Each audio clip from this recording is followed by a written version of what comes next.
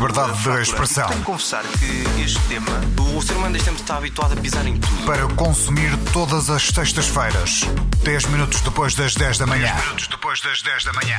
André Ferreira, Francisco Gomes, Jorge Afonso e Tiago Queiroz comentam os temas mais marcantes da semana de uma forma politicamente incorreta. Bom dia, Maria João, bom dia, ouvintes da Terra Nova, sejam bem-vindos para mais uma edição do Liberdade de Expressão. Eu sou o Jorge Afonso e esta semana tenho a companhia do Tiago Queiroz. Muito bem, antes de irmos aos temas, vamos a um ponto prévio. Queria saudar Laura Ferreira, a mulher de Pedro Passos Coelho, que morreu esta semana, vítima de um cancro que já se alargava desde 2015, numa altura em que Pedro Passos Coelho ainda era Primeiro-Ministro. Quero recordar que nessa altura Pedro Passos Coelho chegou a ser questionado uma vez sobre o cancro da mulher, e isto já tinha acontecido nos anos 90 com António Guterres, cuja mulher também acabou por falecer, Luísa Guterres. Passos Coelho foi questionado se era incompatível a sua função de Primeiro-Ministro com a situação da sua esposa, e ele disse que não ia hesitar em escolher a mulher que ama. Obviamente um caso bastante comovente. Tive a oportunidade de contactar Pedro Passos Coelho recentemente, porque eu conheci Passos Coelho durante este último ano, na consequência de um trabalho que tive que fazer. Desejei condolências à família neste momento muito difícil e, portanto, muita força a este momento difícil que infelizmente todos nós passamos alguma vez na vida. Em nome de todos os politicamente incorretos, desejamos o melhor a Passos Coelho e à família afetada por esta situação. Passando ao primeiro tema, um tema um bocado misterioso, e isto passou-se nos Estados Unidos. Uma criança foi dada desaparecida 2 meses depois de o ato ter acontecido. A família acabou por ser detida. Evelyn Boswell, que é a vítima neste caso, desapareceu a 26 de dezembro, mas o desaparecimento só foi comunicado meses depois. A vítima foi vista a última vez na altura de Natal, mas o caso só foi reportado pelo avô perto de 2 meses depois. Com o início da investigação, a família acabou por ser declarada a principal suspeita. Isto acontece porque Megan Boswell, a mãe da criança, acabou também por ser detida depois de dar informações falsas à polícia, no que acabaram por ser depoimentos contraditórios. Megan, na altura do desaparecimento, mencionou que a sua mãe ficaria a cuidar da criança, enquanto esta iria trabalhar, sendo que acabou por nunca mais ver a filha. Quando Megan foi interrogada por causa dos falsos depoimentos, a mesma afirmou que estava apenas a proteger a mãe. Com o desenvolvimento da investigação, a avó e o pai da criança foram também detidos no estado da Carolina do Norte, estando ligados ao desaparecimento. As autoridades do Tennessee acabaram por ser informadas que condutores de um BMW cinzento poderiam estar envolvidos no caso.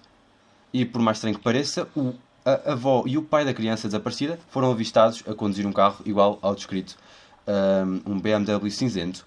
O pai e a avó vão ser presentes a juiz, e Evelyn Boswell ainda não foi encontrada, apesar de diversas intervenções das autoridades. E ainda há a questão paira no ar. Porque é que será que este desaparecimento foi apenas reportado vários meses após ter acontecido? Isto aqui leva-nos a um debate. Será que isto acontece muito pelo mundo ainda, no que pode ser pode ter sido vendida à criança, pode lhe ter acontecido outra situação pior. Infelizmente continuamos a ver casos destes frequentes pelo mundo e acabam por ser bastante cruéis. Obviamente desejo o melhor e que a criança realmente seja encontrada e em bom estado de saúde, mas face ao que a família apresentou, face às suspeitas que estão levantadas na sua direção, é realmente de pensar que é algo menos bom que poderá ter acontecido à criança. Desejamos que seja encontrado o mais depressa possível, se assim for possível, porque detestamos que aconteçam situações destas. Muita força aí. Vamos então ao último tema da semana, que é um tema que já se arrasta desde a semana passada e que, de certa forma, devemos entender que iríamos falar na semana seguinte, que é a questão da eutanásia. A lei da morte clinicamente assistida foi aprovada no Parlamento há precisamente uma semana, com os votos da maior parte da bancada do Partido Socialista, cerca de 1/3 da bancada do PSD, e de resto pelos deputados do Bloco de Esquerda, do Partido Ecologista ou Verdes, do PAN e da Iniciativa Liberal, e os votos opostos das restantes bancadas. E apesar de ter havido bastantes abstenções. Antes de ir às questões políticas à volta desta questão e de saber se somos contra ou a favor da eutanásia, os meus 3 companheiros de painel já se pronunciaram a favor. Antes de ir a essa questão se sou a favor ou contra, primeiro tenho que constatar que há pouca informação e há pouco esclarecimento, tem que ser mesmo procurado até ao limite, sobre esta questão, porque nós ouvimos falar em vários conceitos: eutanásia, suicídio assistido, sofrimento inútil, testamento vital, possibilidade de recusa de tratamentos, cuidados paliativos. É importante termos a noção do que é que significa tudo isto.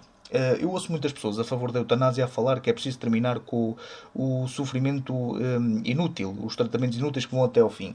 Isso tem um conceito chamado obstinação terapêutica. O que é a obstinação terapêutica? É prolongar inutilmente o sofrimento. Este conceito também é conhecido por distanásia.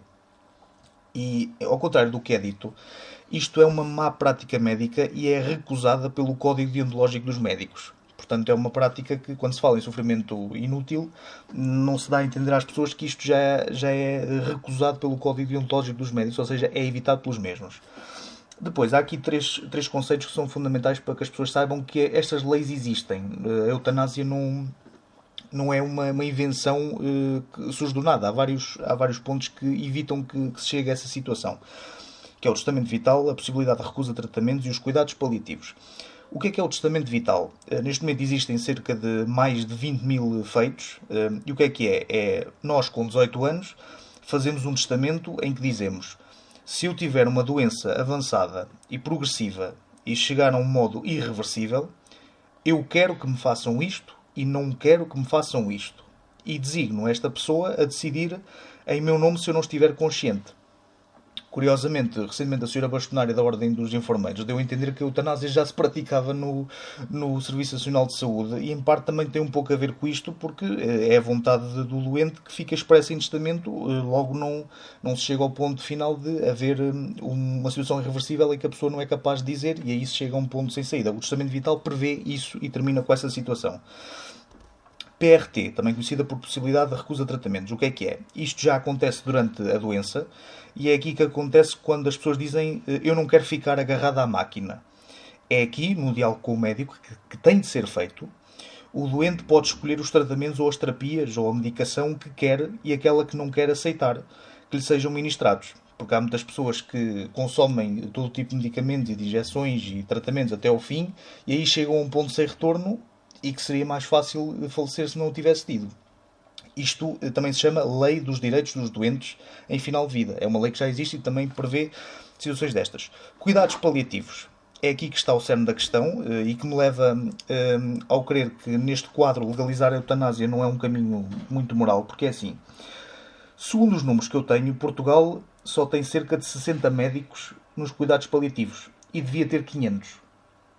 Tem cerca de 200 enfermeiros nos cuidados paliativos e devia ter mais de 2.000. E a atenção aos doentes que estão nos paliativos está na ordem dos 45 minutos semanais, o que é muito pouco. E depois também há um caso curioso que eu ouvi esta semana como um facto, que é: ninguém neste país que tenha sido sujeito a cuidados paliativos a seguir pediu para morrer ou a seguir pediu a eutanásia se fosse permitido. Ninguém. Ou que se saiba. Não existe. E, portanto, a solução para isto é duplicar e investir muito nos cuidados paliativos e noutras coisas desnecessárias. Houve até pessoas a falar durante estas últimas semanas de eutanásia e suicídio assistido. O que é o suicídio assistido? Existem poucos países, normalmente é pouco usado, porque normalmente as pessoas, quando chegam à hora da verdade, acabam por desistir, porque não têm coragem. É dar a alguém os meios assistidos para se suicidar. E aqui não viola nada o Código Deontológico dos Médicos, porque é mais feito por assistentes sociais e estabelecimentos próprios para isso. Eutanásia é terminar a vida de uma pessoa através de comprimidos ou de injeções, 70% é por injeções.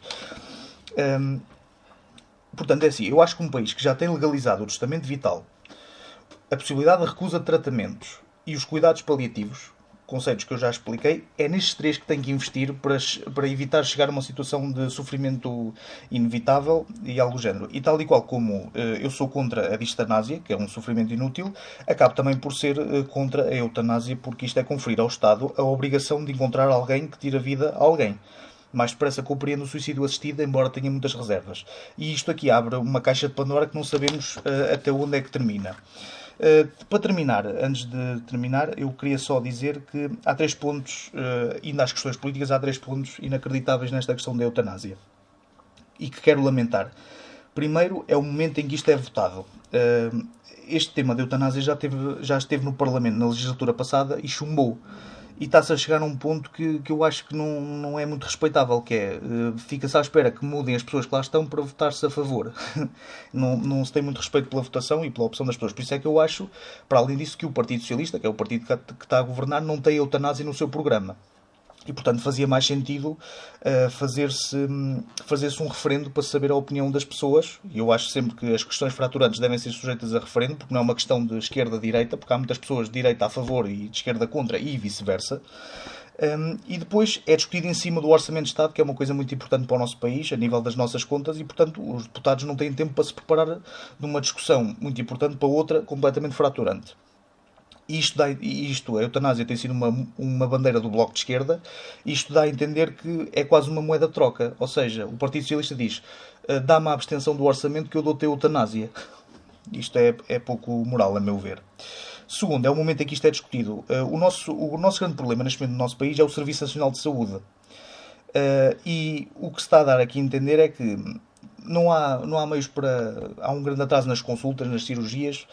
E em vez de se arranjar recursos para segurar a vida das pessoas, vai-se arranjar recursos para facilitar a morte de pessoas. E depois, é curioso que muitos deputados, incluindo do PSD, do Bloco e por aí fora, deputados que disseram mal do Orçamento de Estado, a seguir vão votar a favor desta proposta. E a meu ver é uma falsa liberdade de escolha, porque se uma pessoa não tem meios no Serviço Nacional de Saúde para segurar a sua vida, sobretudo os cuidados paliativos que não existem, vão para o meio mais fácil, que é falecer. E só para terminar, queria só dizer que o grande problema aqui é a dificuldade em legislar. Eu mais percebo o suicídio assistido. E isto não é uma despenalização da eutanásia, é uma legalização. E a ironia é que muitas pessoas dizem: quem somos nós para dizer que aquela pessoa não pode morrer? É o Estado. Porque com esta legislação é o Estado que diz se a pessoa pode morrer ou não, através de um médico. E mais uma vez, o Estado aqui está metido, e o julgamento de Hipócrates prevê que um médico não pode assistir à morte de ninguém. E é uma inversão da lógica na objeção de consciência, porque o médico tem que explicar porque é que não quer matar uma pessoa em vez de dizer porque é que não quer salvar. Portanto, neste quadro, eu sou contra esta eutanásia. Mais percebo o suicídio assistido. É esta a minha opinião.